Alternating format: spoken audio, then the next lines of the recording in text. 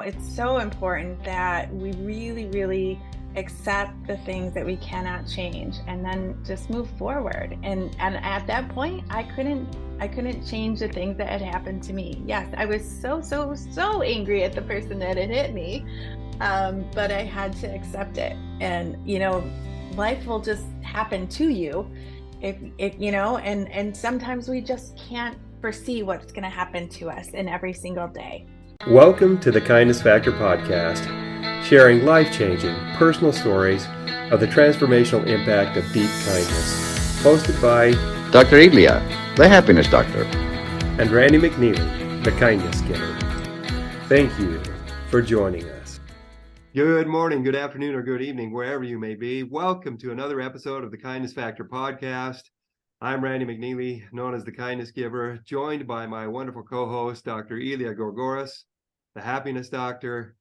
And we are thrilled today to be able to have in the house with us a wonderful lady named Naomi Riley.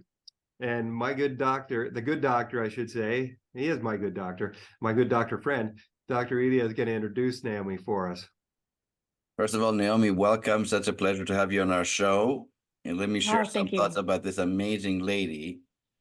All right. Naomi Riley is a business consultant and motivational speaker recognized for revolutionizing the way organizations grow by incorporating AI into their existing business models. As the founder of Virtue Ventures Consulting, Naomi is the mastermind behind Finay. Is that how you pronounce it? Finay. Yeah. Okay. Mm-hmm. AI program. She's also the creator of Text Pledge, a nonprofit committed to enhancing education, as demonstrated by her introduction of 35 activity books designed for K through 12 students, which I have seen, by the way, and they're phenomenal. I mean, every student in the United States should be reading them. Yeah. And yeah, they're amazing. You've done a great job, Naomi. Like your whole group, your team, really amazing. Thank you so much. Blessing a lot of young people's lives. Naomi is a graduate of Billie Jean's AI Genius program and was mentored by Chris Winfield, who's the preeminent AI expert in the United States, actually. She's equipped hundreds of business owners with cutting-edge useful tax strategies during the 2021 pandemic and now shares AI solutions on how they can monetize off the latest advancements. But more importantly, Naomi is a miracle. The fact that she's here with us, I mean, that's the biggest story. That's what I want to talk about. It's a miracle. Yes. You had an experience that a lot of people don't survive. Right. And if you could share a little bit of that with us and with our audience, and really also as it relates to kindness, how were you assisted and helped with during that very, very difficult part of your life that has bring you here? So yeah, so thank you so much for having me. First of all, this is such a blessing to be part of your podcast. I appreciate it very much. And just for the listeners, so just so you have an idea of my background, when I was a child, I was diagnosed with a bad illness called JRA. And so at an early age, my parents were told that I would be kind of disabled and I wouldn't be able to walk. And there was a lot of, hard times when I was growing up. So it was kind of considered a disabled student. I would have to go through lots of therapy and regimens, trial and error type of procedures. So it was called juvenile rheumatoid arthritis when I was growing. But here's the thing is that when a child is growing up with arthritis, it really affects the joints and the bone growth. And so I have a few deformities that I still live with today. So I've had traumatic events that have happened all throughout my life, and I'm not looking for pity or anything like that. It's I value every single day now as such a gift, and I actually am so grateful for everyone that I meet and come into contact with. God shows us that it's either a lesson to be learned or we are a blessing to others. And the kindness part of my journey. There are so many people that have came into my life that have really blessed me, and I really, really, have just high accolades for the health workers and the teachers and the amazing people that just step in and say, here, I'm here to help you.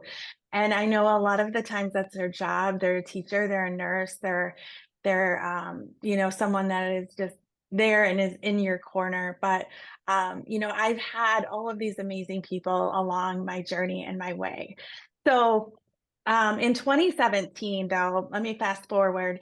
I was in a horrific car accident where I had a brain injury and other injuries that would start and be permanent with me from that accident. Now, I was hit by a distracted driver who did not see my truck, and I'm very lucky that I'm still here and alive, because brain injuries, a lot of the times people do not survive them.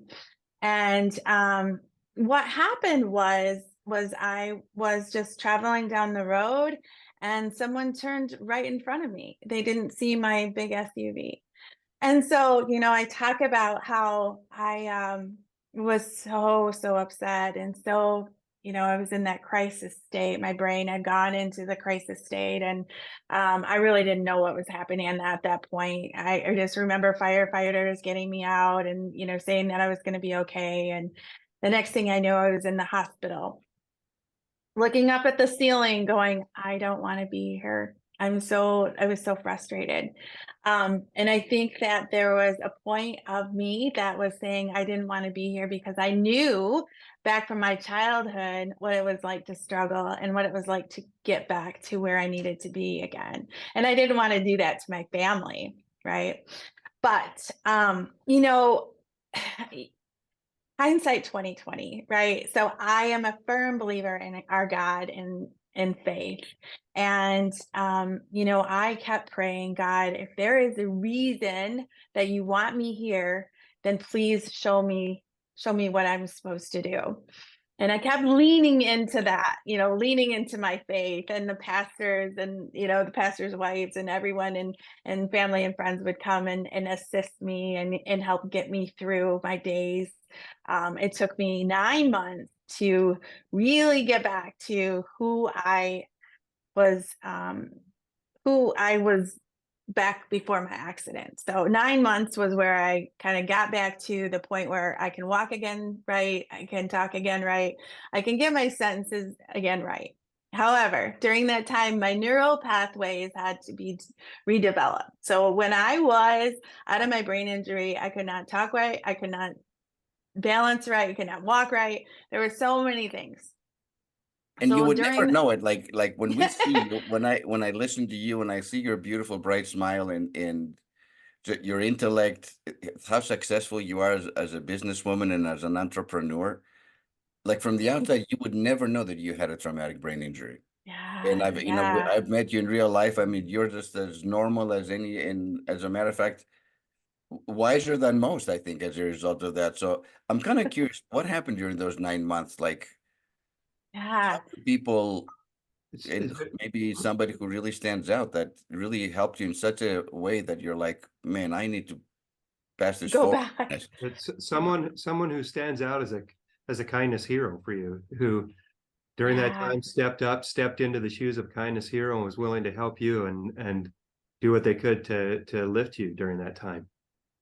Yeah, so my neurologist back during that time, Mary Free Bed Hospital here in Grand Rapids, Michigan, is a very, very well-known rehab hospital, and they do amazing work with their patients. So every day I would go and meet with cognitive, and then I would meet with, just the other therapists to get through the day. And I would have to, they would tell me a story and I would have to, remember certain parts of that story. I would have to, think back to who was doing what during that time. And so my brain would either stay into listening and not, moving forward, or it would remember something minor and it could move forward just a little bit more. And so the way that they help develop the new neural pathways takes a while, and everyone's case is different. But the way that it is done is truly amazing. So it's not just remembering stories. It's, they take you back to, putting things together and putting different scenarios together.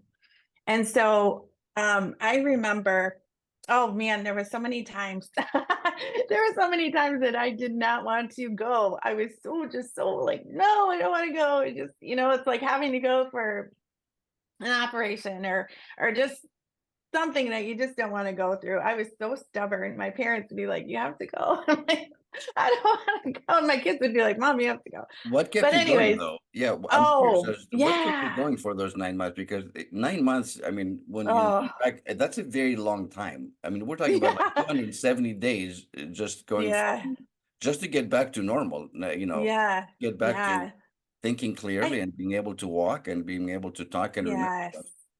How did you keep going? A lot of faith in God and a lot of faith in family and my kids, and knowing that I was going to overcome, right? I didn't give myself a choice after some time. And I apologize for that. So I just really, honed in on, no, I'm going to overcome this. At the first part, I was just like, no, I don't want to do this. It's too much. I'm okay. You're not okay. You're not okay. I'll live with the tremors. I'll live with this. I'll live with that. No, you're not okay. Let's get you back. And, so I look at all of the therapists at Mary Free Red as being so kind to me and so helpful. It turned out that one of my therapists was my first boyfriend's mother. Isn't that funny? My first boyfriend in high school, his mother, we dated for like 2 years, and his mother ended up being my therapist. So if there was, one lady that was just right in my corner, I think I would be like, yeah, she's the one. Linda Belding at that time. So so just, these therapists and everything, they were just like, come on, Naomi, you got this. They would ask me a question and I would have to answer it. And sometimes I would sit there for, I don't know, 5 minutes or so just before I would even answer a question. So, I mean, it took quite some time for me to get to where I needed to be. Now, it's hard to believe because you're like so normal, like everything, I mean, I've spent time with you physically. We've gotten to know you and you just emanate joy. You have this beautiful, bright smile. You're so overwhelmingly positive. And, Randy, I can share with you with Naomi. She's like, what can I do to help? Like, she's always helping everybody. Mm-hmm. And did that recovery and that prompt you to go into to do the nonprofit for the kids? I mean, what prompted you to? I know you're a very successful businesswoman, but talk about the nonprofit. Why is that such a passion project for you? And Before we go there, before we go there, I want to bring up a thought. It's obvious that you're very passionate about giving and caring about people.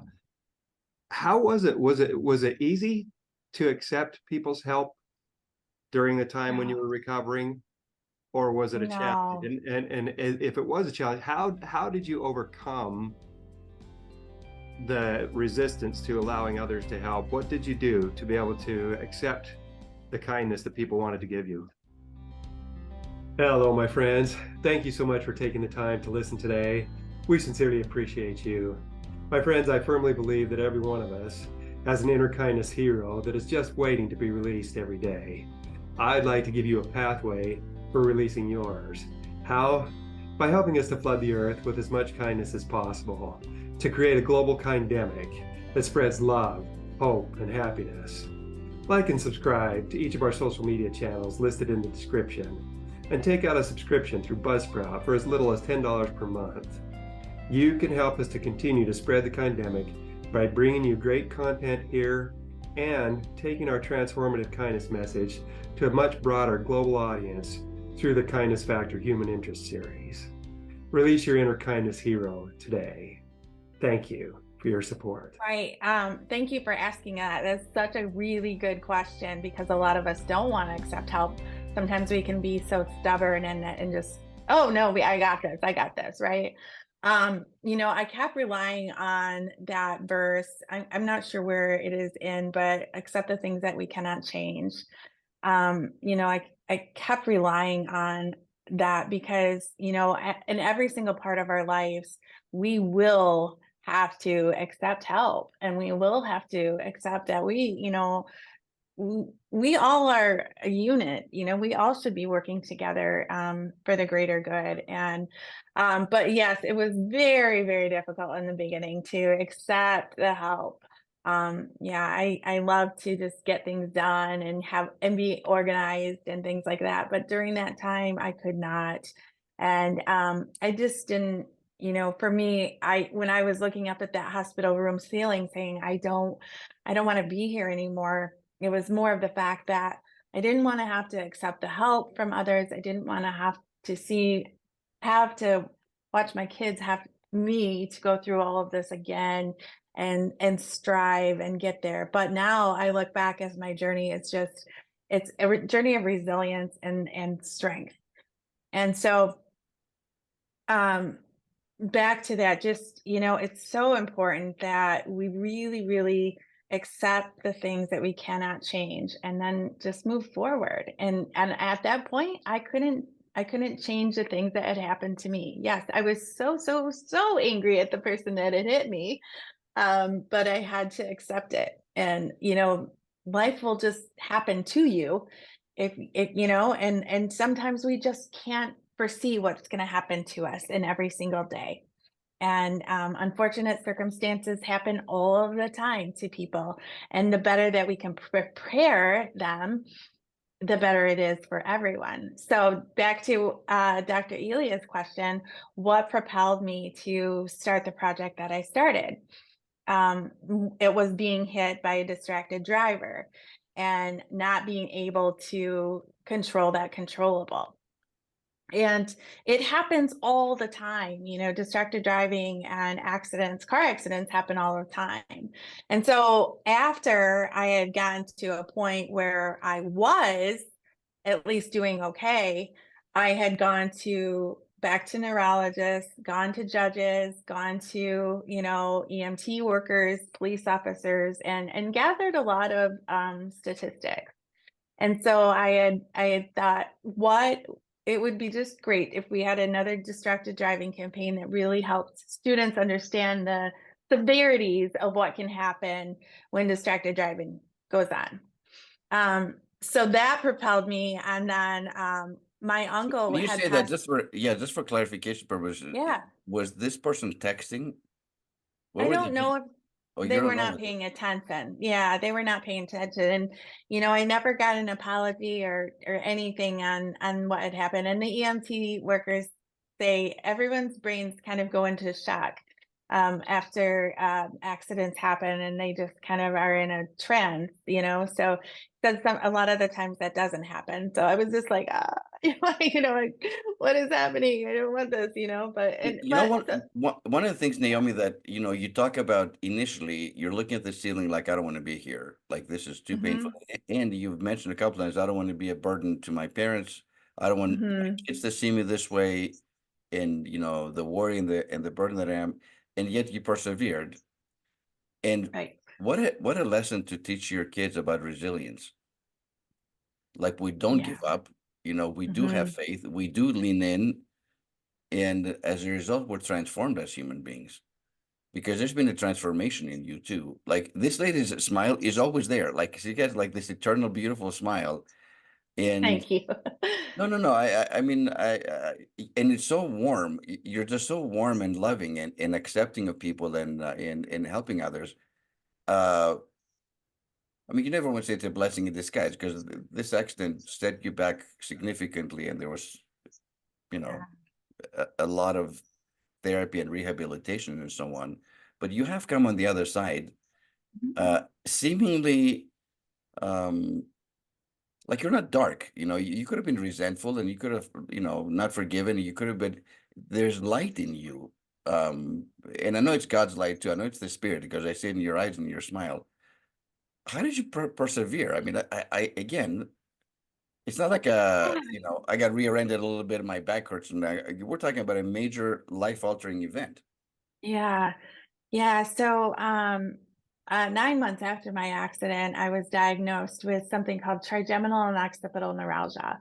And That's a mouthful. I don't know what that is. Explain. Say that one more time, a little more slowly.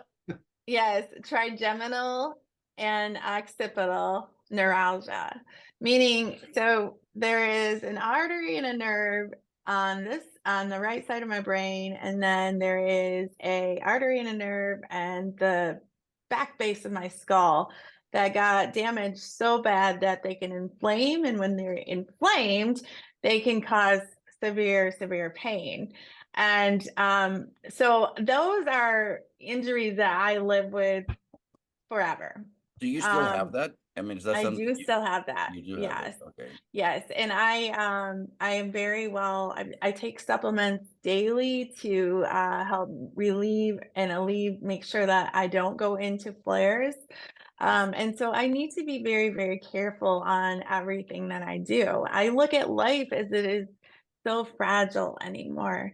And it's just our job to be that light for others as much as we can. And, I am a very prayerful person. I have a schedule that I follow most of the day, and I try not to veer away from that. I try to keep peace throughout my life as best as possible. But being a business owner, we know how that can be, right? You can get a little crazy. But my uncle passed away from a distracted driving accident 1 month after my car accident. So it wasn't just wow. Yeah, it wasn't, just all because of me that I started the nonprofit. It was because of him. And then, over time, other team members have come on and offered advice, and let's do this. What do you think about this? And then we saw yeah, go ahead. What's the mission, or the vision that you have for all these 35 programs for K through 12? What is this nonprofit trying to accomplish, and how can we support you? Yeah, so our nonprofit it's called the Text Pledge Project, and the courses are really to be integrated into the school systems. So we have K through 12, and our college age will be done, I think, next week. So what it is it's a smart pledge program. What we do is we take students all the way from K through 12.